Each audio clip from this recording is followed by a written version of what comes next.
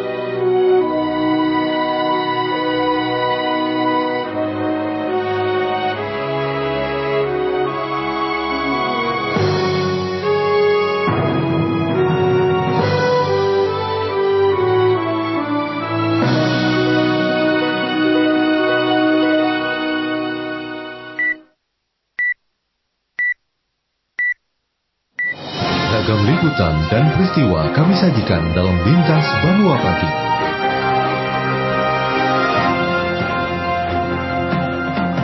Lintas Banua Pagi.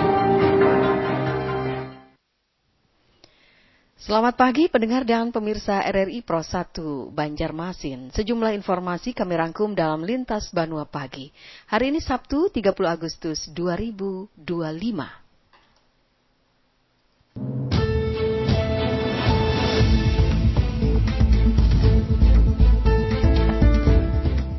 Polda Kalimantan Selatan musnahkan 2,5 kg narkotika jenis sabu.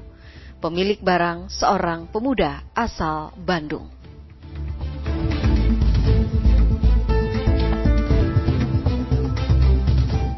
Pembangunan jembatan Cemara Ujung Sungai Andai atau CUSA yang menghubungkan kawasan Cemara Ujung Sultan Adam dan Komplek Purnama Permai Sungai Andai tampak mangkrak.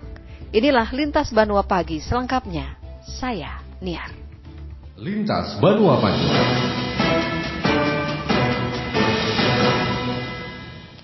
Polda Kalimantan Selatan musnahkan 2,5 kg narkotika jenis sabu-sabu. Pemilik barang seorang pemuda asal Bandung hanya bisa tertunduk menyaksikan sabu di blender. Selengkapnya disampaikan Diki Munadi. Pemuda asal Bandung, Jawa Barat bernama Gugun menyaksikan sendiri sabu-sabu seberat 2,5 kg lebih yang rencananya akan ia bawa ke Banjarmasin dimusnahkan oleh aparat kepolisian. Gugun menjadi satu-satunya tersangka yang dihadirkan dalam acara pemusnahan barang bukti narkotika di gedung Litahti Polda Kalsel. Duduk dengan rompi oranye, tatapannya tak lepas dari ember besar yang diisi cairan dan blender. Tempat ribuan gram sabu itu dimusnahkan. Sebanyak 2.568,72 gram sabu-sabu tersebut dimusnahkan dengan cara diblender bersama air sebelum dibuang ke tempat pembuangan di belakang gedung. Direktur Reserse Narkoba Polda Kalsel Kombes Pol Bahtiar Joko Mujiono menegaskan pemusnahan ini dilakukan setelah kasus dinyatakan lengkap oleh Kejaksaan. Ya, hari ini kita melaksanakan pemusnahan barang bukti sebanyak sekitar 2.500 gram atau sekitar 2,5 kilo barang bukti ini dari satu LP dari satu kasus dan dari satu orang tersangka inisial IG. Kemudian kasus ini sudah dinyatakan lengkap oleh Kejaksaan nomor 21. Adapun kasus ini bermula ketika Ditres Narkoba Polda Kalsel menerima informasi masyarakat soal aktivitas mencurigakan Gugun. Pada 12 Mei 2025 lalu, pemuda itu diamankan di kawasan Jalan Brigjen Hasan Basri, Kayutangi, Banjarmasin Utara. Dari tas yang dibawanya, petugas menemukan 4 paket sabu serta 4 KTP palsu yang diduga dipakai untuk memuluskan aksinya. Untuk tersangka sendiri, ini yang baru kita tangkap pada saat ini. Ya, mungkin himbauan kepada masyarakat apabila mengetahui ada hal yang mencurigakan di lingkungan. Jadi untuk narkoba itu tentunya menjadi musuh kita bersama. Usai berkas kasus tersebut dinyatakan lengkap oleh kejaksaan, kepolisian segera melakukan acara pemusnahan. Sabu-sabu tersebut juga dipastikan asli karena sudah dilakukan uji sampling di blender menggunakan air lalu dibuang. Saudara, pembangunan jembatan Cemara Ujung Sungai Andai, Cusa, yang menghubungkan kawasan Cemara Ujung Sultan Adam dan Komplek Purnama Permai Sungai Andai tampak mangkrak. Selengkapnya disampaikan Juma Muhammad. Pembangunan jembatan Cemara Ujung Sungai Andai atau Cusa yang menghubungkan kawasan Cemara Ujung Sultan Adam dan Komplek Purnama Permai Sungai Andai tampak mangkrak. Pengawas proyek juga menunggu instruksi lanjutan dari Dinas Pekerjaan Umum dan Penataan Ruang PUPR Kota Banjarmasin. Kondisi ini pun disayangkan warga RT 38 Aulia. Apalagi di lokasi proyek menunjukkan kondisi jembatan yang memprihatinkan dengan kondisi tepian jalan tampak amblas dan pecah. Sementara struktur kiri dan kanan jalan terlihat tidak sejajar. Warga pun mempertanyakan kelanjutan proyek yang semula diharapkan dapat memperlancar akses antara kawasan tersebut. Ya harapan kita semoga cepat selesai jembatan ini dan untuk rumah warga ini harap dihati itu lah. Kompensasinya gimana, ada kerusakan ya loh. Kita nggak ada uang pembaiki, mana ada upah mengambil ini. Kalau pekerja bang Pak, pekerjanya semua dari luar. Dari Jawa semua. Dikonfirmasi, Dinas PUPR Kota Banjarmasin mengklaim terus menggenjot lanjutan pembangunan jembatan Cusa. Pembangunan jembatan sepanjang 260 meter ini telah memasuki tahap kedua dan rampung pada akhir 2025 mendatang dengan estimasi anggaran sekitar 2,4 miliar rupiah. Kepala Bidang Jalan dan Jembatan Dinas PUPR Kota Banjarmasin, Kartika Estaurina mengatakan, saat ini pihaknya tengah mempersiapkan proses pengadaan kerangka baja atas dan CCSP yang merupakan bagian dari struktur utama jembatan. Meskipun target struktur utama rampung tahun ini, namun finishing jembatan seperti oprit dan jalan pendekat akan berlangsung pada 2026 mendatang. Tahun ini dilanjutkan. Ini sudah mulai dikerjakan, Mas? Ini kami persiapan untuk proses pengadaan. Itu tinggal apa lagi Bu? Kalau di Cusa itu Bu? Atas lanjutannya itu apa? Bangunan atas, jadi bangunan erection ya. Jadi bangunan atasnya itu nanti direncanakan itu akan selesai, sama ada CCSP. Tahun ini juga berarti ya targetnya Bu lah? Perkuatan untuk kekuatan. Jembatan Cusa sendiri merupakan jembatan gantung dengan 80 meter bentang utama. Selebihnya terdiri dari jembatan pendekat dan oprit di kedua sisi. Lebar jembatan hanya 3,5 meter, menjadikannya khusus untuk sepeda motor dan kendaraan ringan. Mobil masih dapat melintas namun hanya dalam kondisi darurat. Juma Muhammad melaporkan.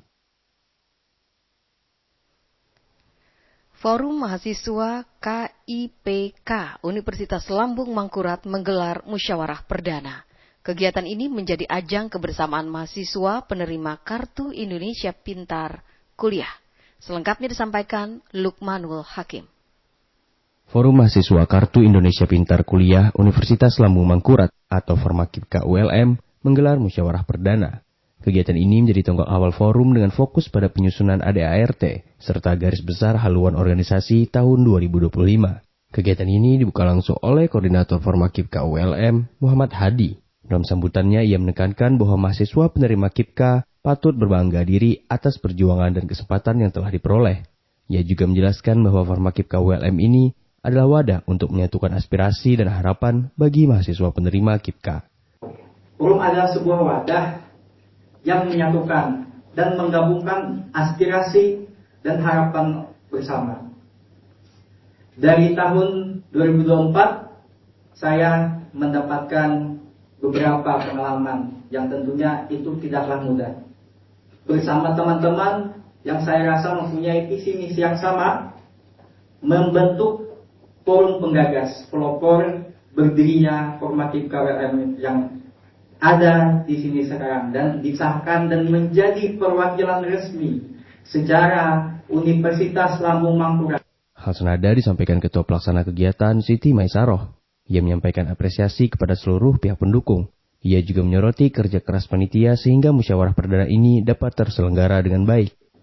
Sebagai media partner sehingga bisa mendukung kegiatan ini terlaksana dengan lancar. Terima kasih banyak juga kepada partisipasi aktif seluruh panitia penyelenggara musyawarah besar Formakipka ULM pada tahun ini. yang mana ini merupakan rapat dan acara pelaksanaan perdana dari Formakipka ULM setelah ditetapkan dan disahkannya Formakipka ULM di tahun 2025 ini. Musyawarah perdana Formakipka ULM ini diharapkan menjadi langkah awal untuk melahirkan program-program positif bagi mahasiswa. Forum ini ditargetkan mampu memperkuat aspirasi, solidaritas, serta peran aktif mahasiswa KIPKA dalam kehidupan kampus. Lukmanul Hakim melaporkan. Lintas Banua Pagi.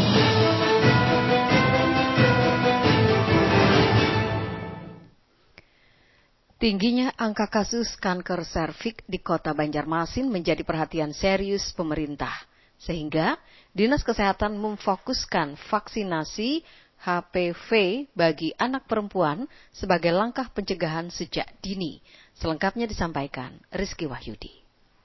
Masih tingginya angka kanker serviks di Kota Banjarmasin menjadi perhatian pemerintah kota. Upaya pencegahan terus digencarkan dengan memfokuskan pemberian vaksin human papillomavirus yang menyasar anak-anak perempuan. Langkah ini dinilai penting untuk menekan resiko kanker leher rahim sejak dini. Secara nasional, data menunjukkan sekitar 36.000 kasus baru muncul setiap tahun dengan 21.000 kematian dan jumlah ini diperkirakan terus meningkat. Kondisi tersebut mendorong pemerintah daerah untuk memperkuat program imunisasi. Kepala Bidang Pencegahan dan Pengendalian Penyakit pada Dinas Kesehatan Kota Banjarmasin, Emma Arisnawati menjelaskan bahwa kanker leher rahim masih menjadi salah satu penyebab kematian tertinggi pada perempuan. Kalau kanker leher rahim ini kan masih menduduki peringkat kedua penyebab kematian akibat kanker pada perempuan.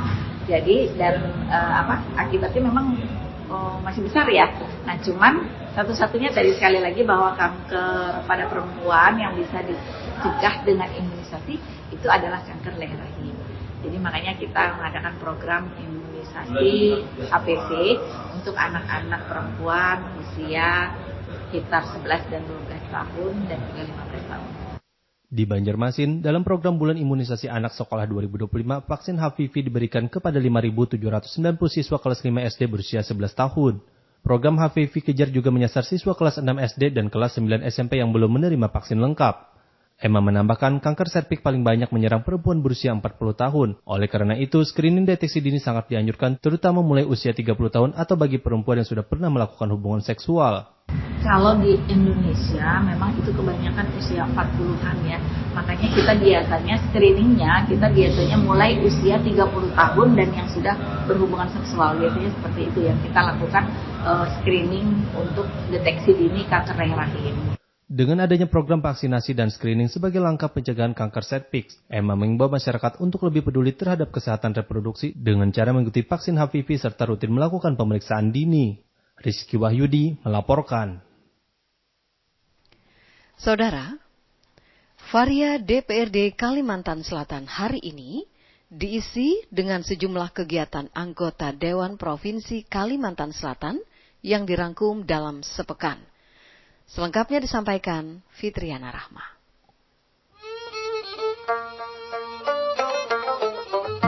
Selamat pagi pendengar.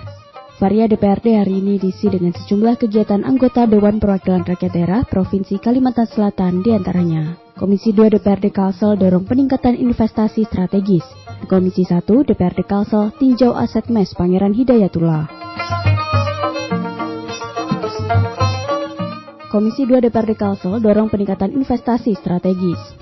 Komisi 2 DPRD Provinsi Kalimantan Selatan menegaskan komitmennya dalam mendorong peningkatan investasi di sektor strategis.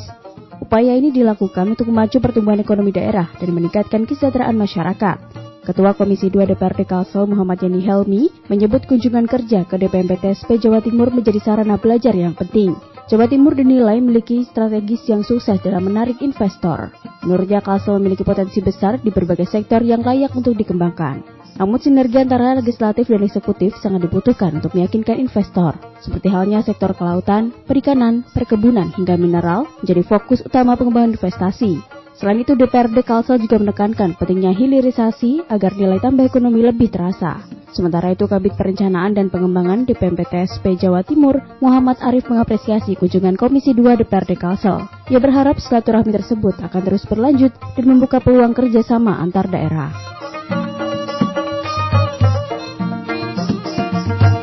Komisi 1 DPRD Kalsel tinjau aset mes Pangeran Hidayatullah.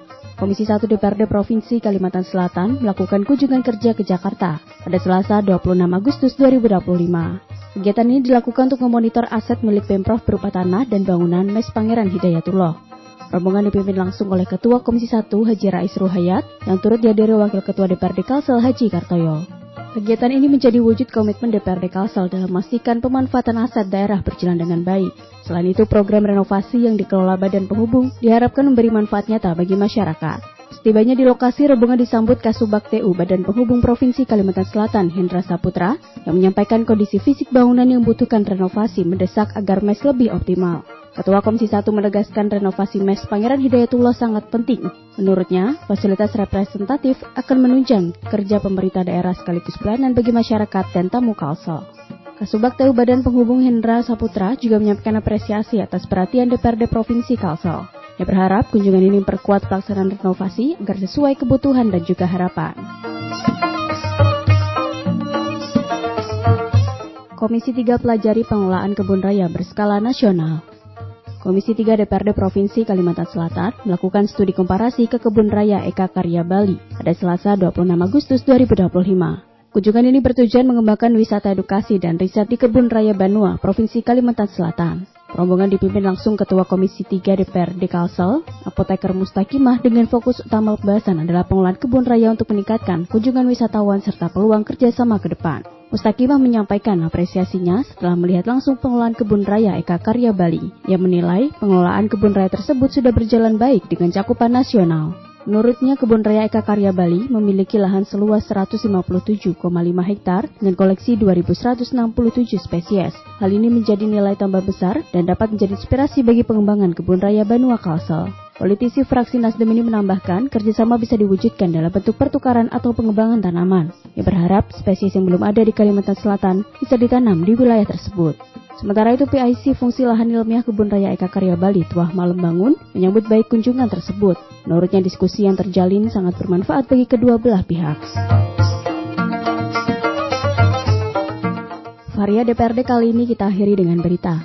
DPRD Kalsel dalami regulasi ketenagakerjaan Jawa Barat. Wakil Ketua Komisi 4 DPRD Provinsi Kalimantan Selatan, Haji Gusti Iskandar Sukmalamsyah, menegaskan pentingnya regulasi ketenagakerjaan. Hal itu disampaikannya saat memimpin kunjungan kerja ke Dinas Tenaga Kerja dan Transmigrasi atau Disnaker Trans Jawa Barat. Rombongan Komisi 4 diterima langsung oleh Kepala Bidang Pelatihan dan Produktivitas Disnaker Trans Jawa Barat, Dr. Jati Indriati. Dalam kesempatan itu, Gusti Iskandar menilai Jawa Barat mampu menghadapi tantangan ketenagakerjaan yang kompleks dengan jumlah penduduk terbesar di Indonesia. Oleh karena itu, Kalsel ingin mempelajari regulasi, kebijakan, serta sistem pelayanan ketenagakerjaan yang diterapkan di provinsi tersebut. Ia menegaskan pentingnya pembinaan dan pelatihan tenaga kerja dengan keterampilan sesuai kebutuhan dunia kerja. Komisi 4 juga menyoroti sistem pengupahan, pelatihan vokasi di Balai Latihan Kerja, hingga forum kemandirian tenaga kerja. Regulasi yang efektif diyakini mampu meningkatkan kesejahteraan, produktivitas, dan lingkungan kerja yang kondusif. Kemudian Disnaker Trans Jawa Barat menjelaskan bahwa kebijakan ketenagakerjaan berpedoman pada Perpres nomor 68 tahun 2022 tentang revitalisasi pendidikan dan pelatihan vokasi. Aturan ini bertujuan meningkatkan kualitas sumber daya manusia agar sesuai kebutuhan pasar kerja. Dr. Jati Indriati mengapresiasi kunjungan DPRD Kalsel dan menegaskan pentingnya komunikasi berkelanjutan. Ia menyebut dengan penduduk 50 juta jiwa, Jawa Barat terus menyusun strategi tepat sambil belajar dari pengalaman Kalimantan Selatan. Demikian sejumlah kegiatan anggota Dewan Perwakilan Rakyat Daerah Provinsi Kalimantan Selatan dalam sepekan ini. Saya Fitriana Rahma, selamat pagi. Berita olahraga. Export Indonesia atau ESI Kalimantan Selatan kembali menggelar Piala Pelajar Export se-Kalimantan Selatan. Selengkapnya disampaikan Arif Sarwono.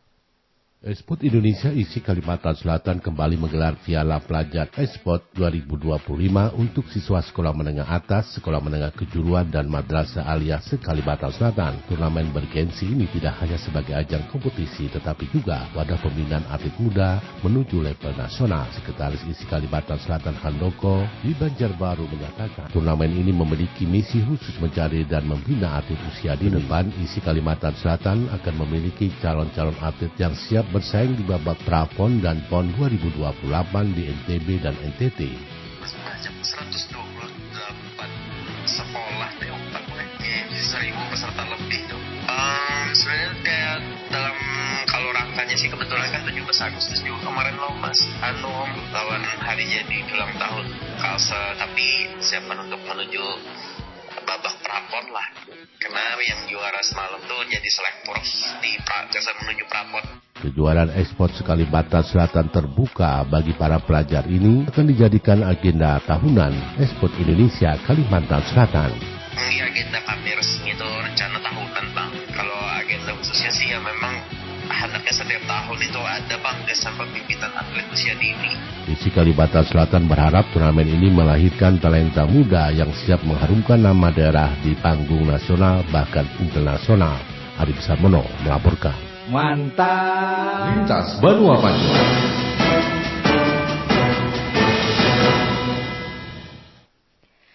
Demikian Lintas Banua Pagi RRI Banjarmasin Sabtu 30 Agustus 2025. Selanjutnya Anda bisa mendapatkan beragam hiburan dan informasi aktual di Banjarmasin pagi ini melalui portal resmi kami rri.co.id dan juga di media sosial terverifikasi kami di Instagram, Facebook, dan YouTube RRI Pro 1 Banjarmasin. Saya Niar, RRI Pro 1 Banjarmasin terus mengudara untuk Indonesia.